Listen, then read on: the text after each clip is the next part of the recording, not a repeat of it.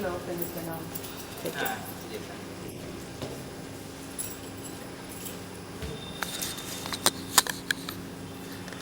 I don't think we even need this. And if you want, whatever. No. We'll need it. But maybe for recording you might need it. Recording? Oh, for recording, yeah. No, let it be. We can speak a little soft.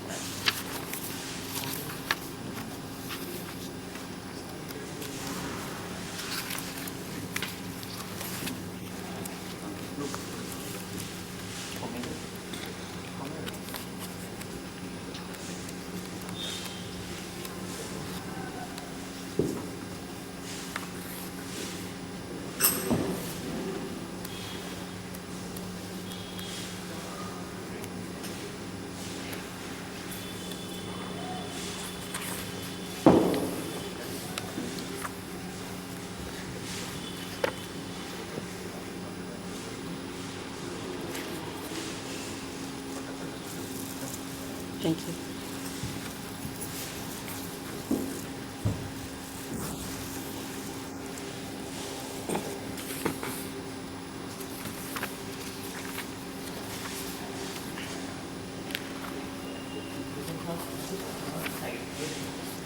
Go to side.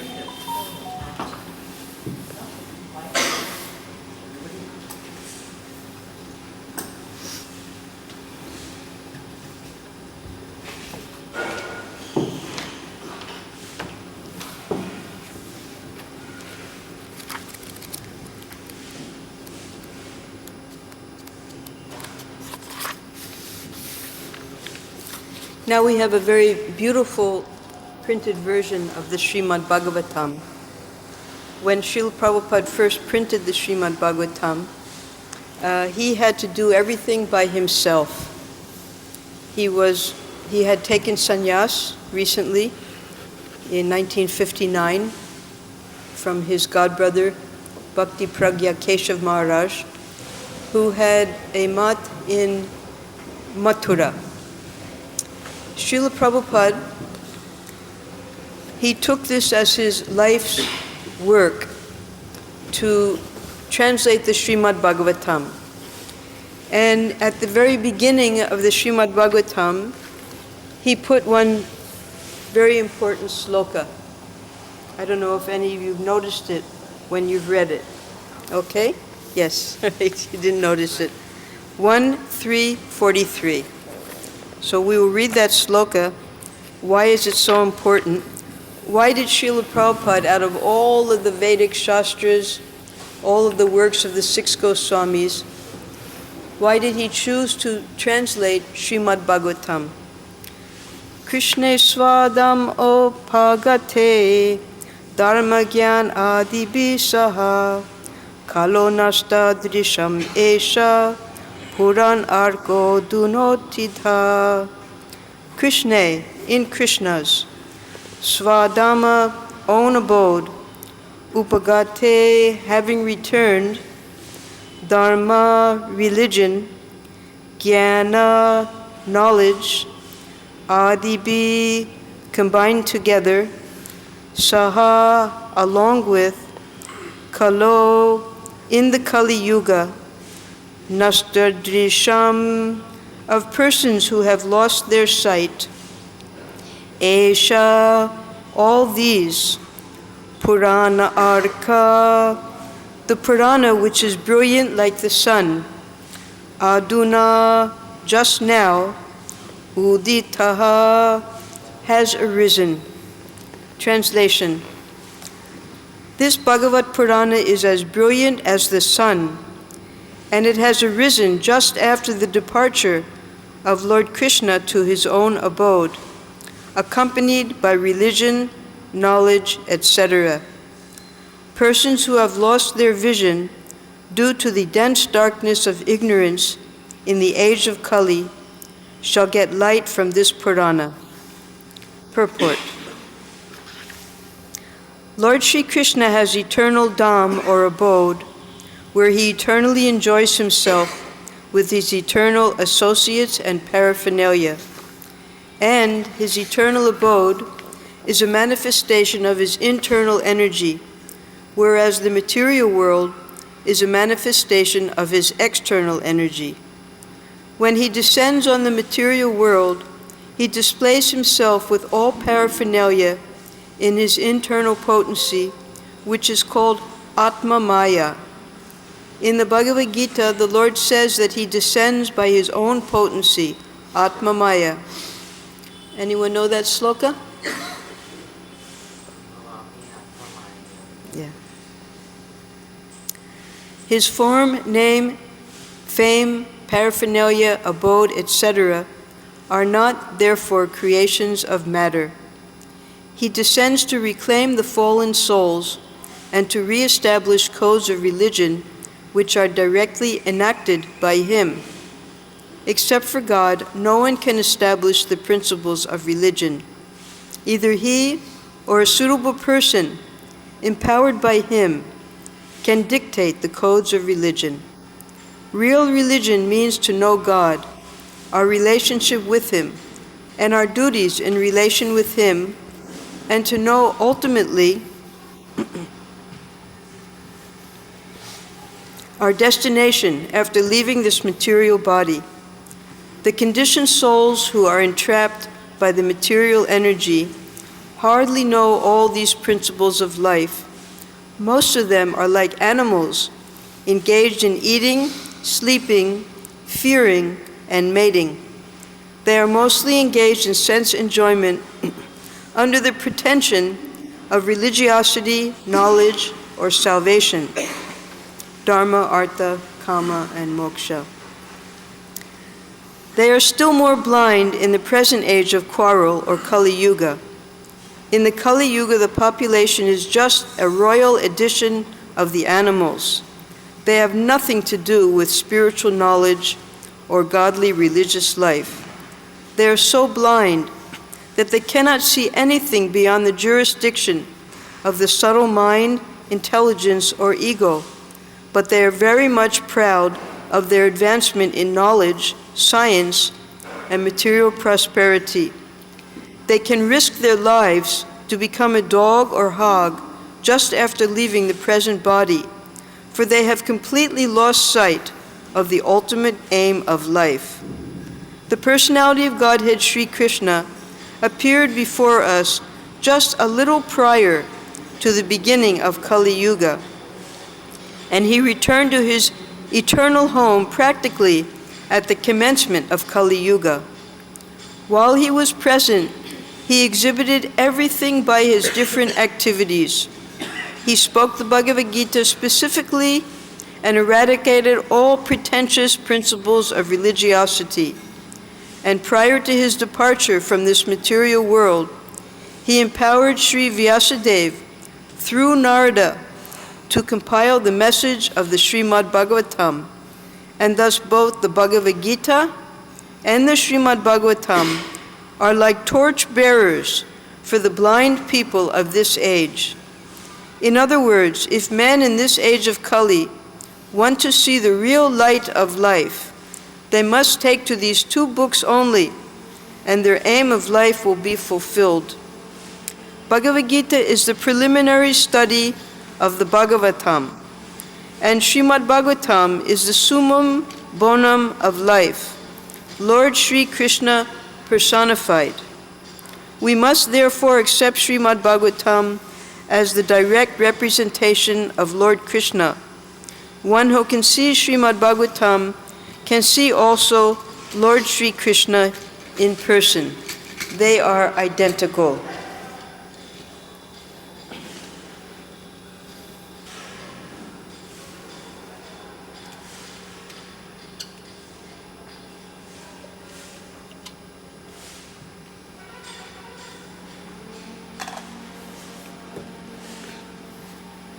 Om Agyana Timirandasya Gyananjana Salakaya Chakshurunmilitam Jena Tasmai Shri Gurave Namaha Namo Om Vishnu Padaya Krishna Prasthaya Bhutale Srimate Bhakti Vedanta Swaminiti Namine Namaste Saraswati Deve Gauravani Pracharine Nirvishesha Sunyavadi Paschatya Deshatarine Jai Shri Krishna Chaitanya Prabhu Nityananda Shri Advaita Gadadhar Shivas Adigor Bhaktavrinda Hare Krishna Krishna Krishna Hare Hare Hare Rama Rama Rama Hare Hare. Today we're very honored to be in the presence of the Vaishnavas here at Bhubaneswar, our first time visiting this holy dham, the entrance place to Sri Jagannath Puri Dham. So Srila Prabhupada, when he was a young boy, he took his birth in Calcutta in a Vaishnava family, Gaudiya Vaishnava. His father worshipped Radha Krishna deities and Shri Shri Gaurnitai. And Srila Prabhupada, from an early age, he remembered watching his father. Although his father by profession was a cloth merchant, all morning he would spend in puja to his deities. Then he would take a little prasadam. He would go to his shop at about 10 o'clock. He would take rest there. Then he would sell his cloth until evening time, come back, take a little prasadam, and then until late at night he would continue his puja. So Prabhupada had that impression, that sanskar, of his father being a great devotee. And he also remembered that his father, every day, although his income was only about 250 rupees a month, he would invite sadhus to come for prasadam. Now Prabhupada, as a young boy, he would see these sadhus and he would see their behavior, and he wasn't impressed. Although Gaur Mohan De, who was his father, would pray to each of the sadhus, you know what he prayed? He prayed, "Please make my son a devotee of Srimati Radharani."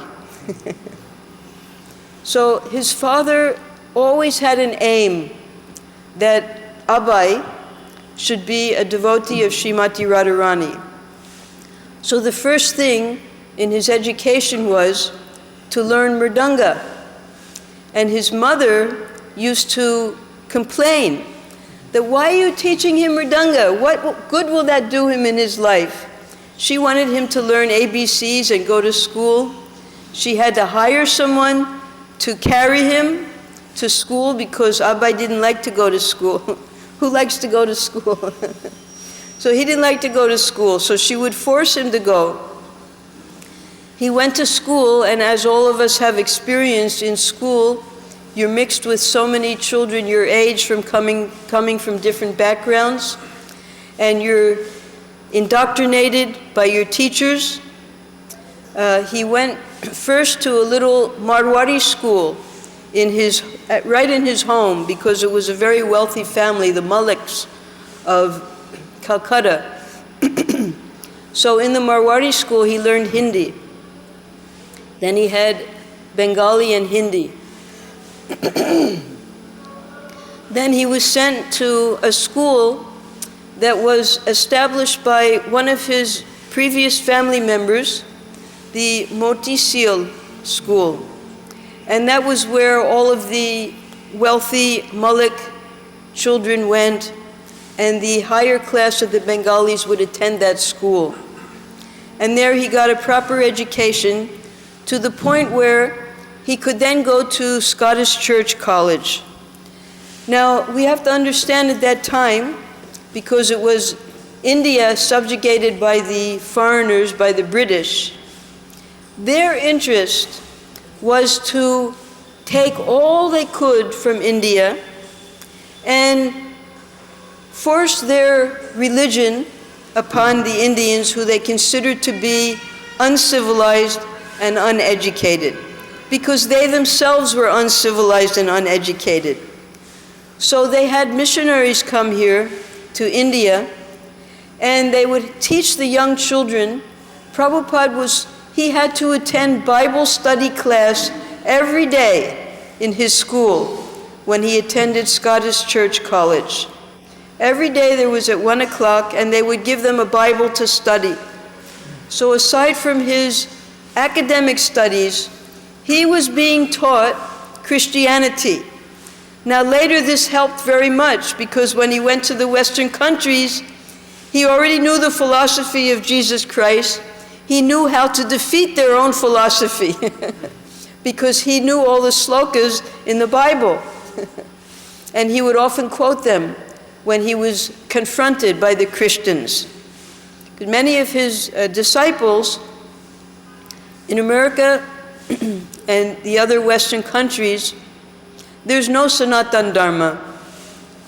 In those days when Prabhupada went to America in the 60s, practically you never saw an Indian, because India had just acquired their independence, and it was considered a very poor country because they were made poor. The British took everything out of India, and there were so many famines. Here in Odisha, millions and millions of people died of starvation because the British would take all the rice from here and use it for their armies during the war. They would take the rice and send it to England for the people, and they allowed the people to die here by the millions. So Prabhupada saw all of this. And because Gandhi was becoming very powerful at that time, Gandhi became a devoted nationalist.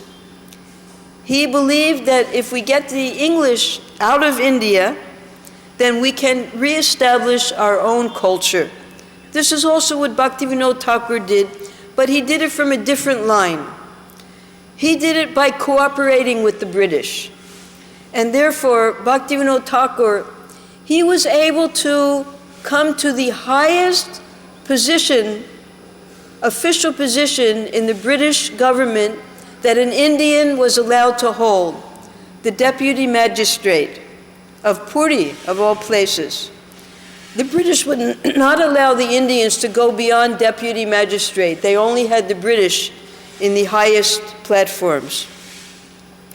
So Bhaktivinoda Thakur, he began the Renaissance amongst the Bhadralok in Bengal and in Orissa, because Bhaktivinoda Thakur was born in Orissa. He knew the culture here, although he's from Bengali family. So his service would bring him back and forth between the two places. Just as Chaitanya Mahaprabhu, the Audiyas and the Gaudiyas are always combined in the worship of Chaitanya Mahaprabhu, Jagannath Ji, Radha Krishna. So Prabhupada, at this time, being a nationalist, having lost faith in the sadhus, who he considered to not be sadhus, also coming under the influence of his friends in college and his professors, who were all Scottish fathers, the Pedros. You know the fathers? They're like brahmacharis in the Catholic Church. They were celibate. They had dedicated their life to preaching Christianity all over the world and turning the heathens and the uncivilized natives into Christians. So Prabhupada had this education, and at the same time, he was the nationalist who was following Gandhi, who believed that India's problems will be solved once we kick the English out. So one of his friends, Narendranath Mullock, he happened to give donations to the Gaudiya Math, which had just been started in Calcutta. Bhaktisiddhanta Saraswati, who was also born in Orissa, right on the Grand Road, when his father was the deputy magistrate, he was trained by his father. His father had actually prayed to the Supreme Lord that you please send me an assistant who can help me in this mission of reviving Gaudiya Vaishnavism. And at that time, Bimal Prasad, we all know about Bimala Devi in the Jagannath temple, he prayed to Bimala Devi and this son was born. So he named his son Bimal Prasad. And from childhood, Bimal Prasad was brilliant. He learned all the slokas of Bhagavad Gita from age 7. He learned astrology. He learned all different types of Vedic sciences. And Bhaktivinoda Thakur had great faith that this son would be able to carry on his work. His mother also, Bhagavati, she begged her son that you take these teachings and you take it all over the world. So he had a duty both to his mother and his father to preach Krishna consciousness. Therefore, Bhaktisiddhanta Saraswati, there's a relationship between the king of Tripura and the Gaudiya Vaishnavas and the Auriyas. The king of Tripura was a great Vaishnava, and at that time he had made his whole state into Vaishnavas. And he was close friends with Bhaktivinoda Thakur. So one of Bhaktivinoda Thakur's other sons went to work in his palace.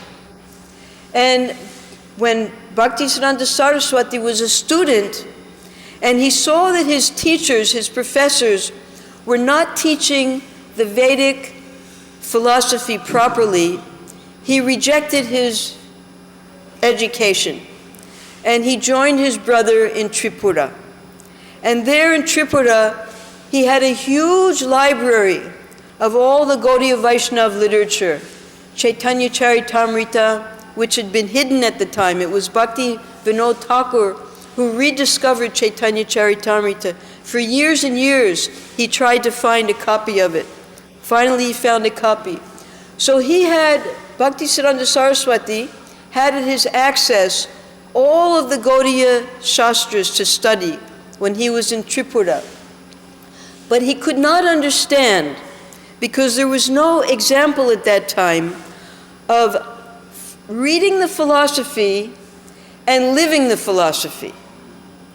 He thought that it was just for studying, but he wanted to live the way Chaitanya Mahaprabhu and his associates lived. So he gave up that service in Tripura, and he came to where his father had retired in Mayapur, Navadvip.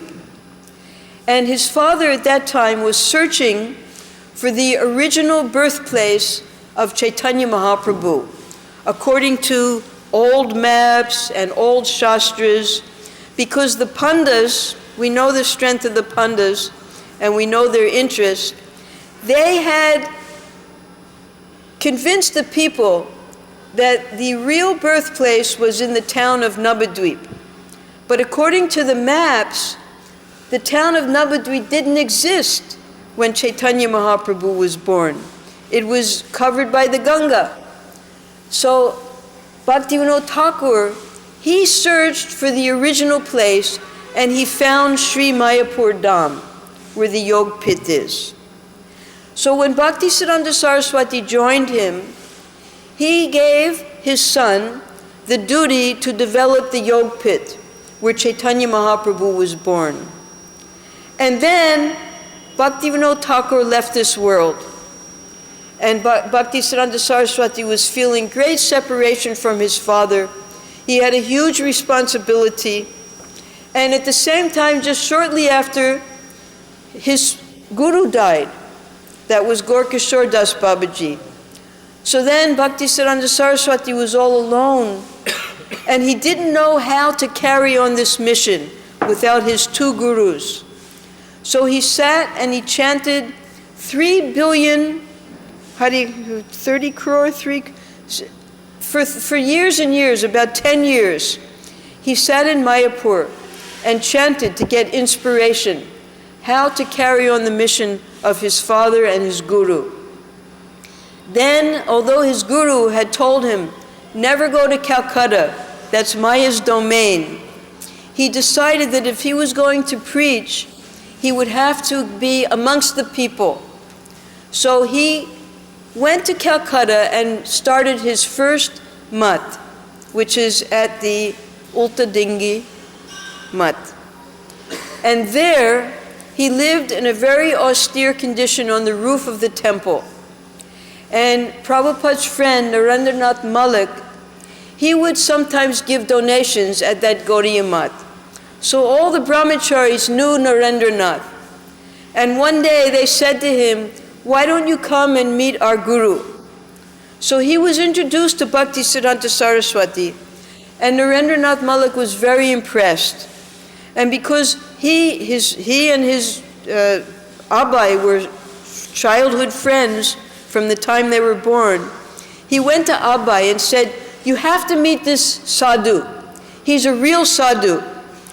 And Abai said, "I'm not interested in these sadhus. I know all about them.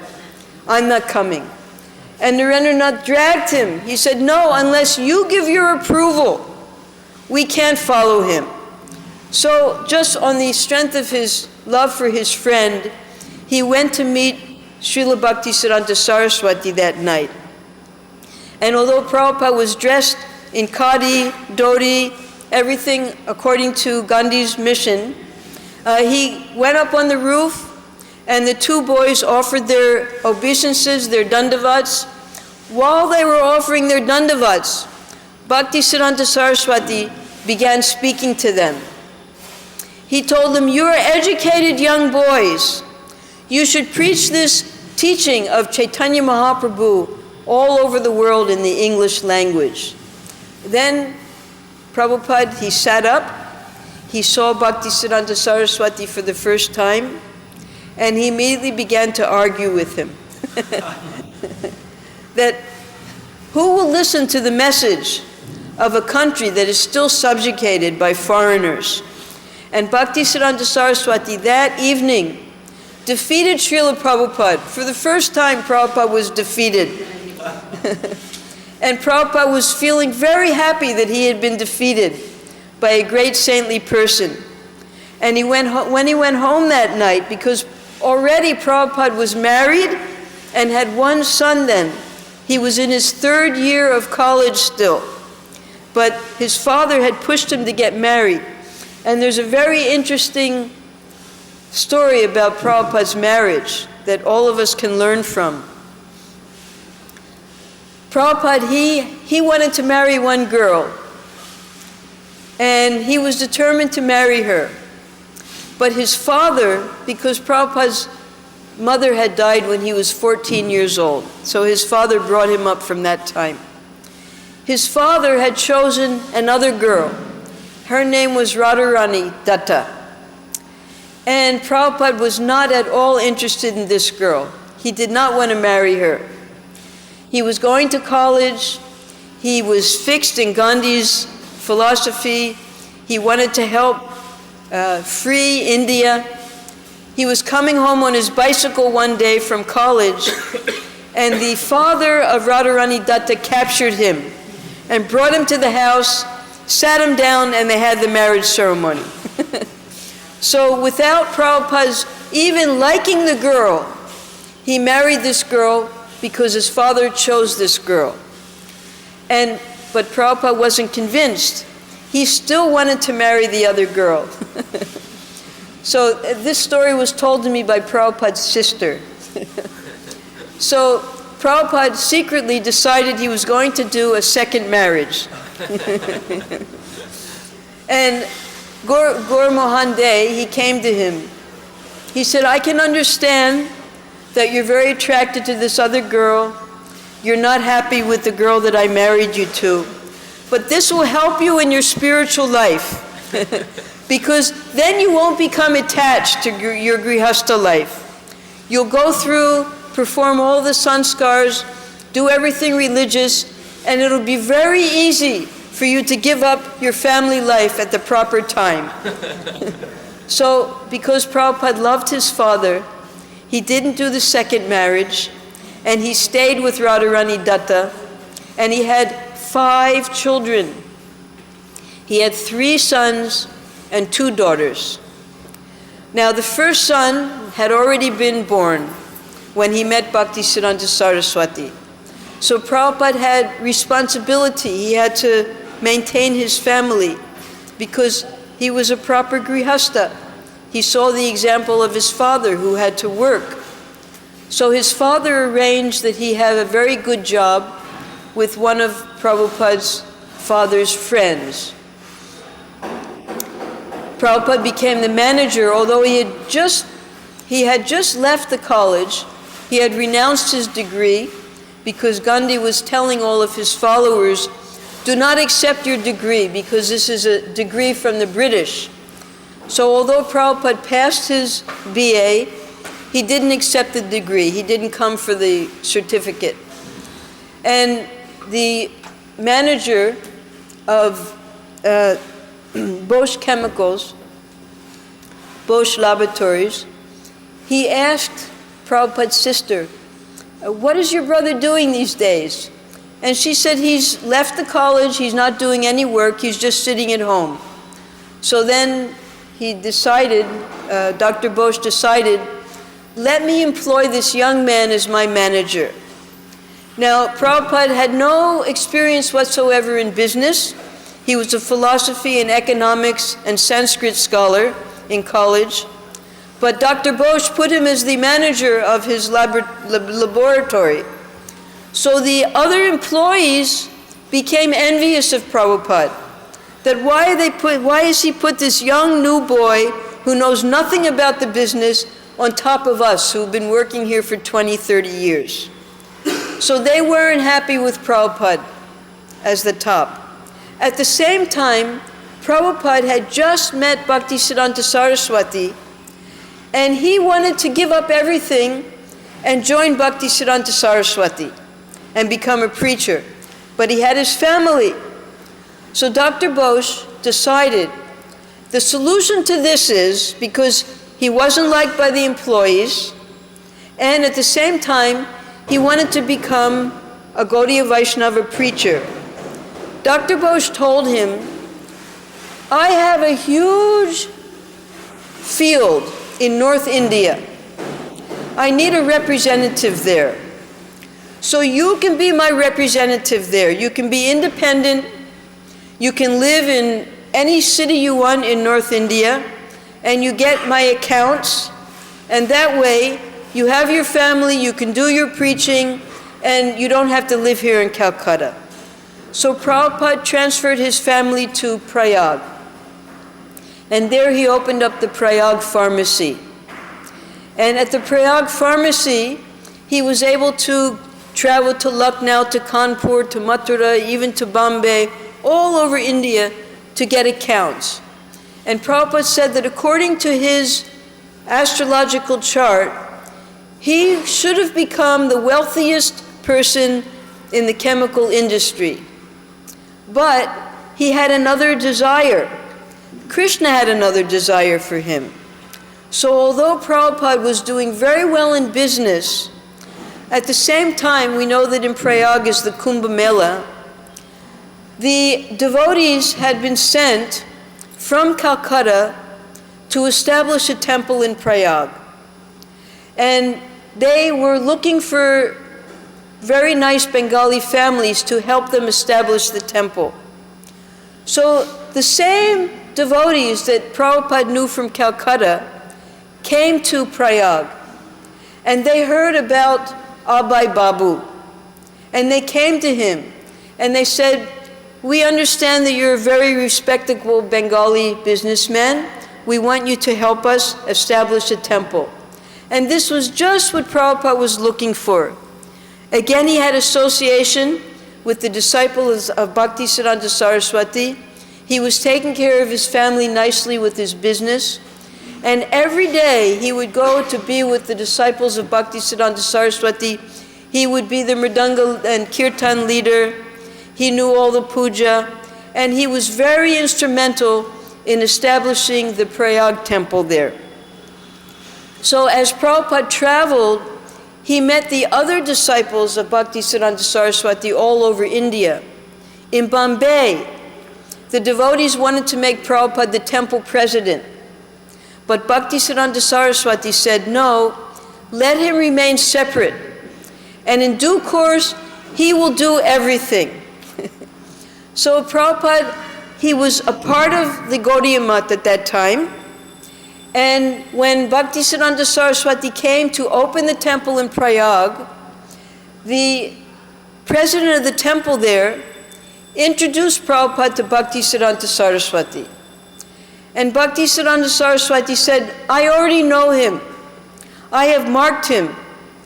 He listens well. He likes to hear. Because while Prabhupada was traveling, he came one time to Mathura, because Bhaktisiddhanta Saraswati had reestablished the same Brajmando Parikrama that Chaitanya Mahaprabhu had taken when he came to Vrindavan. That's in the Madhya Lila, when he visited all of the 12 forests with the Sandodiya Brahmin. So Bhaktisiddhanta Saraswati, he brought thousands of pilgrims, and he was going from place to place. And Prabhupada, on the pretense of doing his business, he came there, and Bhaktisiddhanta Saraswati's camp was in Kosi. You know Kosi? Kosi is just near Nandagaon. It's where Nanda Maharaj used to have his treasury. And Bhaktisiddhanta Saraswati that evening was leaving to go back to Calcutta. So Prabhupada, you know, on Brajmanda Parikrama, everyone likes to go to see the different temples. So there was an announcement made, today we're going to Sheshashayi, that's a town near Kosi. Anyone who wants to go, you come. Tonight is the last night that Bhaktisiddhanta Saraswati will be giving his lecture. Anyone who wants to stay, you can stay. So only a small group of followers stayed to hear Bhaktisiddhanta Saraswati. Everyone else went out on darshan. And it was there that Bhaktisiddhanta Saraswati, again, he marked that Prabhupada, he liked to hear because he chose to stay back and listen to Bhaktisiddhanta Saraswati. So there in Prayag, Prabhupada gave Bhaktisiddhanta Saraswati gave double initiation to Prabhupada at that time, and then he was connected. It was after 11 years that Prabhupada finally took Diksha. And Prabhupada explained that he only was with his spiritual master 5 or 6 times in his lifetime. He said that many of the sannyasis, they were always with Bhaktisiddhanta Saraswati, but they could not understand his mission properly. Although Bhaktisiddhanta Saraswati sent 3 sannyasis abroad to England and to Germany, he sent Bhaktisaranga Goswami, he sent Ban Maharaj, and he sent one other. And they went to try to open up temples outside of India. He also sent devotees to Burma. He was trying to carry out the mission of his father, but they came back unsuccessful. They only brought back 1 disciple from Germany. And Bhaktisiddhanta Saraswati, he was supporting them, sending them money from India to open these temples, but they had no success. So when Ban Maharaj came back, there was a big welcoming at Mayapur because the devotees were on Navadvip Mando Parikrama. And he came back with nothing. And still Bhaktisiddhanta Saraswati, when he was honoring the return of his disciple, he was looking at Srila Prabhupada. And the disciples noticed that, yes, Bhaktisiddhanta Saraswati is looking at this disciple. Why? None of them could understand why. Later, when Prabhupada came back successfully, they could understand that Bhaktisiddhanta Saraswati already knew in advance that this disciple is the one who is going to be able to fulfill my mission. So Prabhupada, although he only had a few years association with his spiritual master, 1936, December 31st, Srila Bhaktisiddhanta Saraswati left this world, and Prabhupada was left all alone. The Gaudiya Math broke up into different factions. And don't think that only there are problems in ISKCON. At the time of Bhaktisiddhanta Saraswati's disappearance, there was a manager, and he was very money-minded. He used to take the money of the Gaudiya Math and put his children in college in England so that they would become barristers. And he would maintain his family with the money of the Math. And there was another sannyasi who was very scholarly, and he wasn't interested in money or management. So when Bhaktisiddhanta Saraswati left this world, there were two camps. One was following the money-minded sannyasi, and the other was following the scholarly sannyasi. Now this scholarly sannyasi, later, he gave up his sannyas. Do you know this history? He gave up his sannyas, and he married a woman. He went to live at Radhakund. They had a son, a little 6-year-old son. The woman had a lover in Radhakund. And the little 6-year-old son walked in the room and saw his mother with the lover. And she said, "I'm going to tell my father I saw you." So the mother poisoned the son and killed him. And when the father found out that his own mother had poisoned her son, he committed suicide. So there were terrible problems also within the Gaudiya Math at that time, after the disappearance of Srila Bhaktisiddhanta Saraswati. Each of the sannyasis, because they didn't want to follow the money-minded sannyasi, they made their different maths all over India. They had their disciples. The disciples would go out and do bhiksha and just collect enough money to support their temples. There was no more preaching going on. The money-minded sannyasi sold all of the printing presses. There were 7 different publications that Bhaktisiddhanta Saraswati had been printing in 4 different languages, in Odia, Bengali, English, and Assamese. And he was doing a daily newspaper every day called Navadip Prakash. And the people would ask, what is there to print every day about Krishna? And Bhaktisiddhanta Saraswati said, there's so much going on in the spiritual world, in Krishna Loka, in the Vaikuntha planets. We could print hundreds of newspapers. You look and see in every city how many newspapers are being printed every day. And all of the nonsense news that they're printing. Murder, rape, politics, everything in these newspapers. But Bhaktisiddhanta Saraswati, he made the only spiritual newspaper. So all of the printing presses were sold to pay for the legal fees in the court, to get the temples. And therefore everything was broken up. And Prabhupada, although he wanted to preach, nobody was interested in preaching anymore. They were just interested in maintaining their own temples. When should I stop? Okay. Is there a clock I can see? I'll stop at 9 o'clock. 9. Oh, then? 9. It's just 9 now? We should stop then? No. 10 minutes. 10 minutes more? So Prabhupada, he tried to encourage his own godbrothers that you help me preach. Bhaktisiddhanta Saraswati has told me to go to the West and preach in English. You help me. But nobody was interested. So Prabhupada, he had to do it alone. He took sannyas, he came to Vrindavan, and what was he going to do in Vrindavan? How was he going to preach in Vrindavan? Everyone's already a Vaishnava there.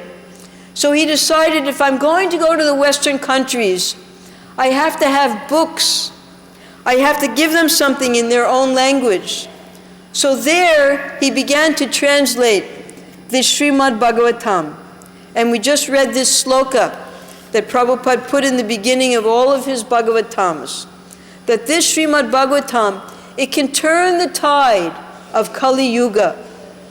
And therefore, it's just like the sun, the brilliant sun that removes all the ignorance in Kali Yuga. So Prabhupada sat for many years in Sri Vrindavan Dham and wrote his Srimad Bhagavatam. He was ready to print the first volume. He wanted each volume to be only 400 pages. But he had no money. He was a sannyasi. So he came to Delhi to find a printer. He found a printer from, the name of the press was Radha Press. And that printer was associated with the Dalmia Fund. Dalmia is like the Tata, Birla, and then comes Dalmia. And he tried to get funds from the Dalmia Fund. But the Dalmia Fund would not give money directly. They said, you have to go to Hanuman Prasad Podar in Gorakhpur. You get his approval, and then we can give you funds. So Prabhupada took this Srimad Bhagavatam, his manuscripts, to Hanuman Prasad Podar. And when Hanuman Prasad Podar saw the books, because Baiji, who is called then Baiji, he was from a Marwari background, but he also was educated in Calcutta. You know, the Marwaris always go to Calcutta for their business. And he was put in jail for nationalistic activities. He hadn't done anything, but the nationalists, they were hiding in his hostel in college. So they took all the boys and put them in jail. And when Hanuman Prasad Podar saw how cruel and ruthless the British were, he decided that I'm going to spread the teachings of Mahabharata and Ramayana all over India to revive our culture. So when Hanuman Prasad Podar saw that Prabhupada was trying to do the same thing, but in a grander scale all over the world, he said, yes, I will help you print this book. So he gave the first donation. He asked Prabhupada, how much is it going to cost to print the book? Prabhupada didn't know because he didn't have any money. He gave 4,000 rupees. And that was given, and Prabhupada was able to print his first Srimad Bhagavatam volume. Then he printed the second, then the third. He packed up 200 sets of these Bhagavatams, got on the boat, the Jaladuta, took these Bhagavatams to America, and these were the books that we had to read. We only had Prabhupada's Bhagavatams when we became his disciples. So we would read these Bhagavatams in America until Prabhupada was able to print Easy Journey to Other Planets, the Bhagavad Gita as it is, Ishopanishad, because he made his own press there. And we used to help with the printing of those books. So everything started here in India. And with the blessings of Chaitanya Mahaprabhu and the order of Srila Bhaktisiddhanta Saraswati, Prabhupada has now been able to establish, we have over 700 temples around the world now, and millions of devotees. So this is all the mercy of Sri Krishna, who, this is the personification of Sri Krishna. Srimad is Srimati Radharani and Bhagavatam is Sri Krishna. Therefore, every day Prabhupada established that we study this Srimad Bhagavatam. Okay, thank you. Hare Krishna. Any questions? Mataji, I have one question. Like you said that one of the disciples of Srila Bhaktisiddhanta Saraswati Thakur married a woman. Yes. And He stepped down from sannyas and married a woman. Sannyas. Yes. I want to know that previously he was like a sannyasi, he was doing some devotional service under Yes. Bhaktisiddhanta Saraswati Thakur. And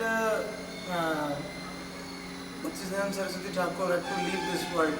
Yes. And after a few times he got, it's a fall down for him. Like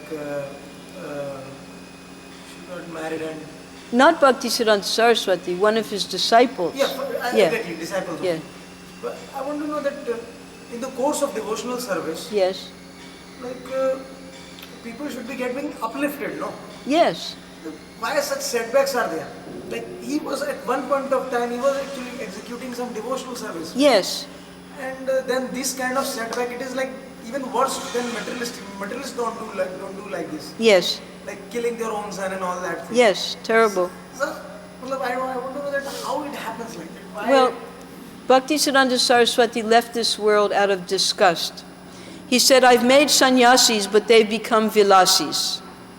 And how this happened was, originally Bhaktisiddhanta Saraswati was living in the Ultadingi Mat. It was a very simple place.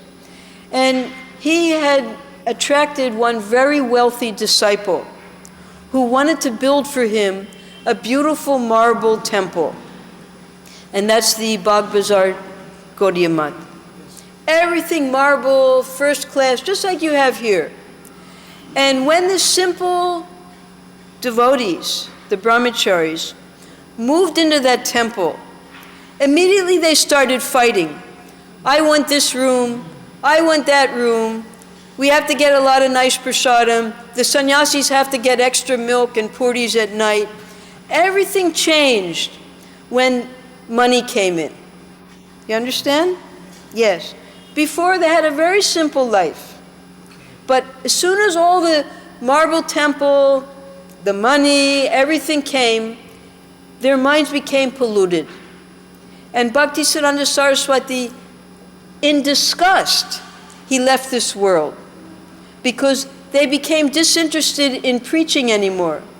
They just became interested in living a very luxurious life within the temples. So this is a very important question and a very important lesson for all of us. We should not use these temples for our sense gratification, right? Beautiful marble temples that the acharyas, the gurus have struggled. You know, Gaur Govinda Maharaj, he lived in a mud hut. But by his preaching, now we live in a beautiful marble palace.